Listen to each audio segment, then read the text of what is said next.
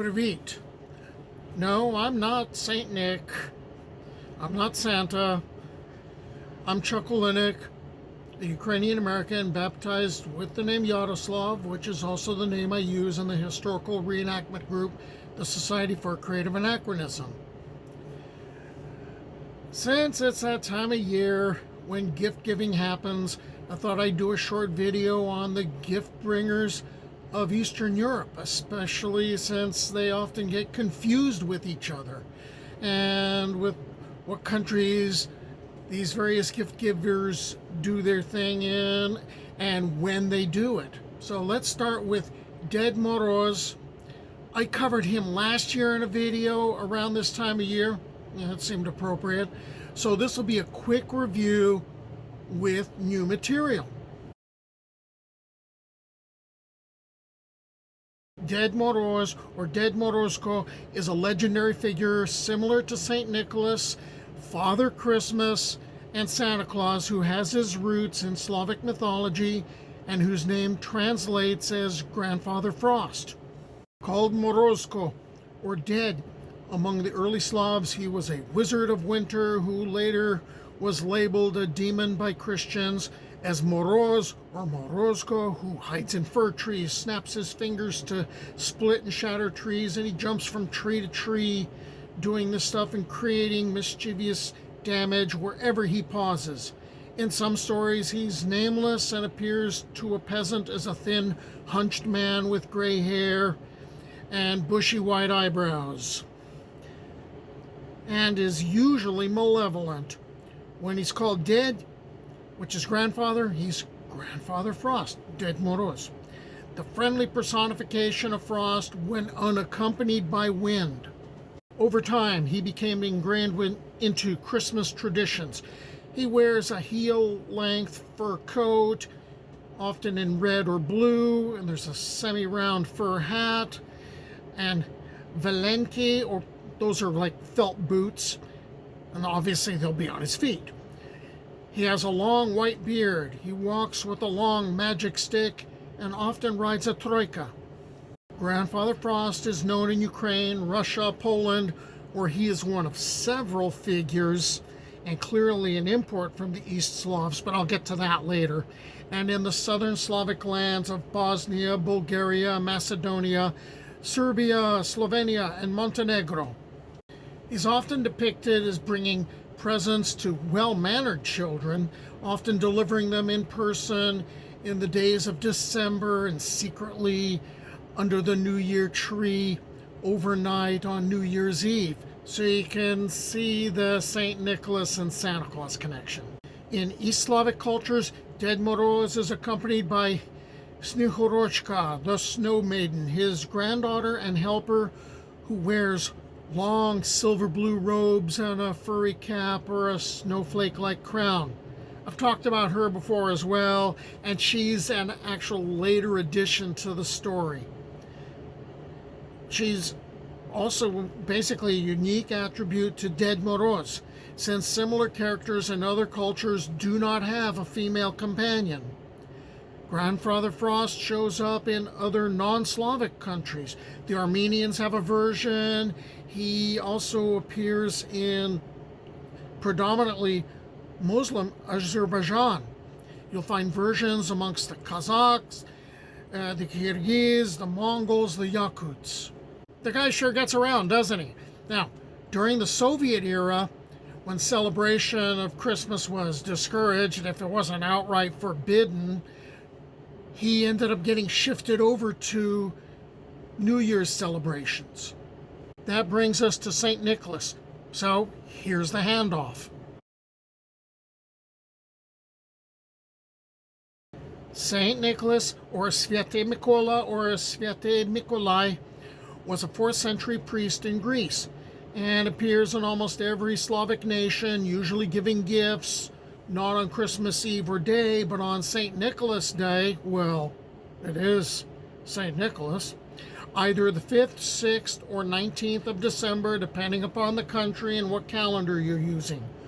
While Santa is sometimes referred to as St. Nicholas, good old St. Nick, the saint's appearance is not like that of the Western vision of Santa, though it has changed to become more so in recent years and ranges by country. In western Ukraine, which was an area that had been ruled by Poland, he is now pretty much considered the gift giver. And I think part of that is to differentiate, the Ukrainians choosing to differentiate themselves from the Russians. And when you think about current events, you can kind of get the idea why. And there are some parts of Ukraine where, both St. Nicholas and Ded Moroz are celebrated. Hey, two holidays. He's also celebrated in Poland as Święty Mikołaj, St. Nicholas, where he comes on the eve of St. Nicholas Day to put treats or toys or cookies in freshly polished shoes left out by children or put beneath pillows if they were good. Sometimes he does this in person. He is portrayed as a priest with red, white, and gold robes with a white beard that's long. I'm kind of getting there. All right. This brings some similarities to that of Santa, but it's kind of going more towards traditional Catholic stuff, which you would actually expect that in Poland. He isn't just bringing gifts. He's also bringing rods to punish bad children, either, leaving gifts, doing the punishment in joke form himself. When he visits the Czechs and Slovaks, he brings along an angel and a demon to give gifts or to hand out punishments. The demon brings a chain instead of a rod here, and he's rattling it, and he's scaring the children. It's basically very Krampus-like. And those who polish their shoes and put a lot of work into that and place them out, they're hoping to get gifts and not coal put in the shoes.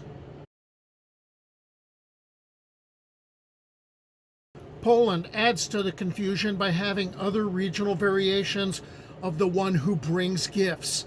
Sometimes this role is also played by Gwiazdor, or Starman, who is a Santa-like being mixed with Krampus, who asks about good and bad deeds, and both gives gifts on Christmas Eve, but also jokingly punishes bad children. He appears dressed in straw and bare twigs, and is accompanied by Turon, a lean, tired goat, which you have to keep alive with gifts and with vodka shots. Cool. Because there's quotes here, where Turon goes, the grain you sow, which is getting into his other job of announcing the coming of spring.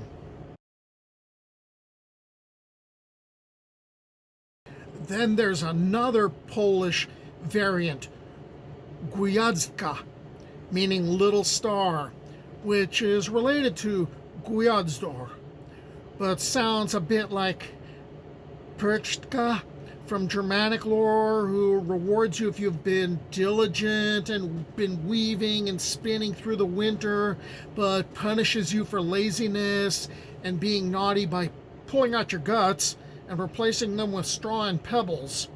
And I think the idea is you're supposed to then sink to the bottom of the city well.